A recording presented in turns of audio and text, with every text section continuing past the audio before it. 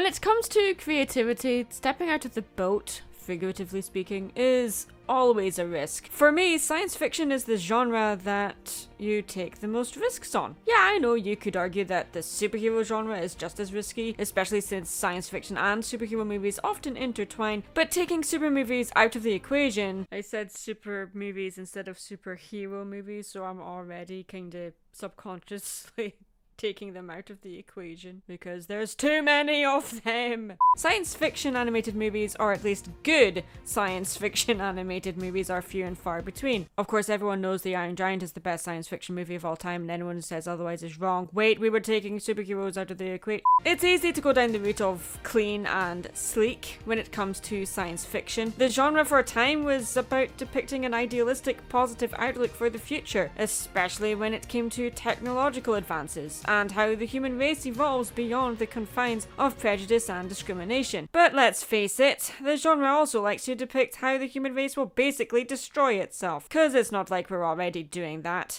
Either by starting wars with alien worlds, being invaded by said aliens, underestimating alien creatures, and overestimating our control over things we don't understand, or whatever Titan AE was trying to say. Or technology itself we become far too reliant on, turns on us because, you know, advancing technologies will both be our savior and our doom. Thank you, Olaf, for that little seed of wisdom there. Alternatively, you can take the more industrial clunky look, post-apocalyptic, or if you want to be really rebellious, you can go down the subgenre route like steampunk or dieselpunk like the Bioshock franchise or the Fallout franchise, and I swear to God the Fallout TV series better be good or I will set the world on fire. If you're in the mood to really peeve people off, you can take a classic adventure story, barf crazy science fiction concept art all over it, throw in some 19th century storybook illustrations and mix it all together in a shallow drunken stupor, and serve it up as a somewhat compelling ...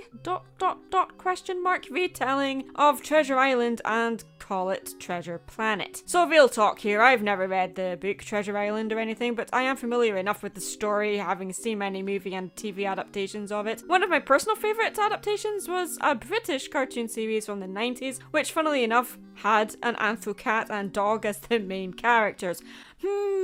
Possible influence for Captain Amelia and Dr. Doppler? Who knows? Treasure Planet is the brainchild of John Musker and Ron Clements, who directed my personal favourite animated movie, Hercules. Don't judge me, but totally go and watch my review of it that I made when I started this channel, please. The movie combines space, pirates, and classical novels, as well as a healthy mix of 2D and 3D animation in there. It cost a buttload of money to make, and though it didn't win the Oscar for Best Animated Feature in 2002, losing out to Spirited Away, I think we can all agree that's more than fair. I think the reason this film wasn't successful was that it was such an odd fusion of two genres that attempted to reinvent a story that didn't need to be reinvented or repackaged. Treasure Island is a timeless classic that Disney had already told in the live-action adaptation from the 50s. You know how much Disney loves remaking their stuff, especially remaking animated movies into live-action movies. Why not do the same but in reverse? I do wonder why Musker and Clements didn't just keep things simple and easy and made their own version of Treasure Island. Ambition, risk, and impatience, I suppose. Audiences didn't know what to make of this movie, critics rebuked it, and Disney fanatics shrugged their shoulders while saying, hey, the combination of CGI and the character animation was cool, right? Right? And that's the problem. That's all most people remember this film for. I think they've relied too much on the technological advances of the animation and the look of the film, instead of focusing on the characters and the story. For me, anyway, the story comes off as really cheesy and corny at times. The emotion feels very forced or not pushed enough, so I wasn't invested enough to really have an emotional response the movie was clearly implying I should have had. It's a problem that most science fiction movies have, animated or not. It's a genre that is limitless and full of possibilities, but most of these stories follow the same kind of formula. Okay, so what did I like about the movie? Friggin' Tony J narrating the intro! As much as I love hearing the disembodied voice of Frollo here, I'm not really sure it sets the mood of the story very well. It felt like this movie was going for a classic Disney storybook opening, making it a holobook instead of an illustrated adventure book. I don't know, I feel like it could have started with illustrations and then cut to Jim riding his Solar Surfer, or even have Jim himself be the narrator at the start. Yeah, it just seemed to trip up before the movie even begins, and Jim's giant head interrupting the story story is very jarring to me, and it felt like it was serving the technological aspects of the world the story is set in, instead of kickstarting the movie itself. Wait, I did say I liked Tony J narrating the intro, didn't I?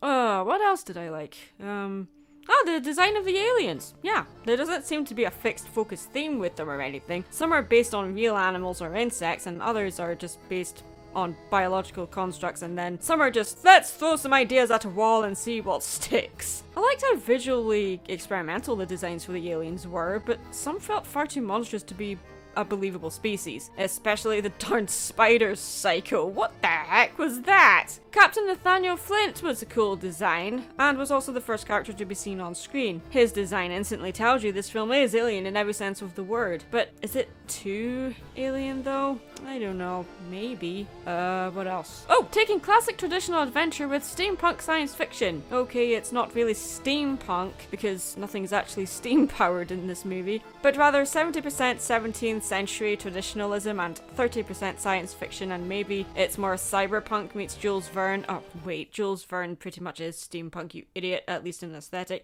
Then steampunk meets Robert Louis Stevenson.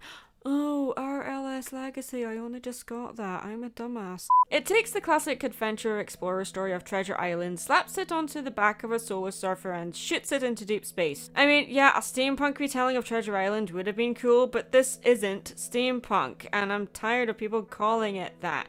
This is 17th century technology with aliens. The whole point of steampunk is that the technology is, surprise surprise, powered by steam. I'm not sure what the main source of power is in this world. Arcturian solar crystals, according to Tony J. Whatever they are. Okay, but if you're gonna go steampunk, go with steam! As problematic as I find it at times, at its core is the relationship between 15-year-old Jim Hawkins and John Silver. Jim, played by Jason I Should Have Been the New Batman Gordon Levitt, is a restless, rebellious teenager who wants to be successful and make his mother proud of him, while John Silver wants nothing more than to be rich. Silver is played by Brian Murray and becomes a mentor and father figure for Jim, while Jim brings out the nurturing and selfless side of Silver that he tries to hide from the rest of the crew. I just think the nurturing, selfless side would feel more genuine and less corny if Jim was just a little bit younger and a little bit more vulnerable. Jim, being a 15-year-old rebellious teenager who doesn't really see a future for himself, is constantly hearing adults, or people in authority at least, calling him a loser or a failure or a letdown. And yeah, it's a little depressing instead of endearing. And I don't really see him as vulnerable as I do in other tellings of the story,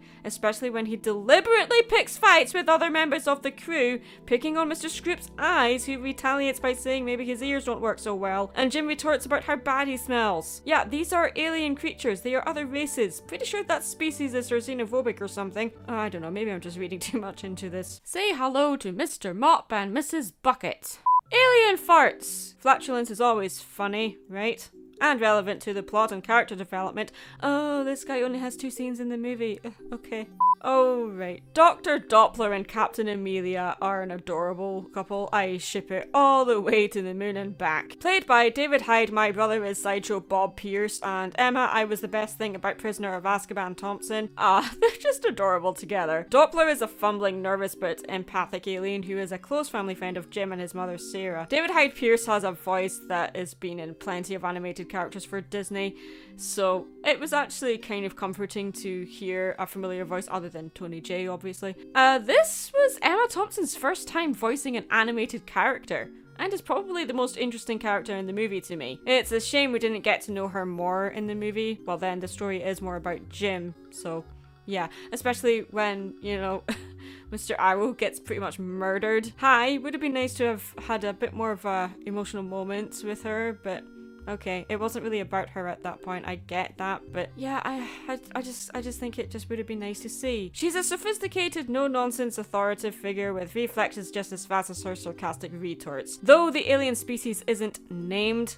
in fact, I think only a handful of alien species are actually named in this movie, the characters are a mix of anthrocat and dog with alien attributes thrown in there, while still making them both enigmatic, eccentric, and foppish, and their babies at the end of the movie are adorable. I want to boop them. I think why this film is important is because it's just a great thing to teach people they aren't alone, that Jim and Silver's relationship represents here. It's like a father-son relationship, or a mentor and apprentice dynamic, and I like that, but in my opinion, the biggest problem in this movie is that Jim is too old. If he was just a few years younger, he would have been more vulnerable, and he would have had more reason to need to find someone to connect to while on board the RLS Legacy. I can't believe it took me that long to realise RLS was the initials of the author of the original book. I am such an idiot. This movie I remember more for its visual. It's just a visual feast to the eyes to me. The most memorable thing in this movie would be its aesthetic, and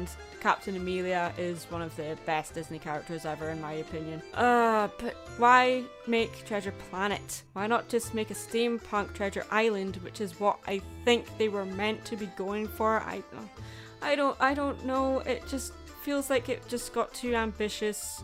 It just felt really corny and cheesy to me, sadly, which kind of overshadows the really cool aesthetic this movie genuinely has. What a shame. I'm Mad Munchkin, stay creative.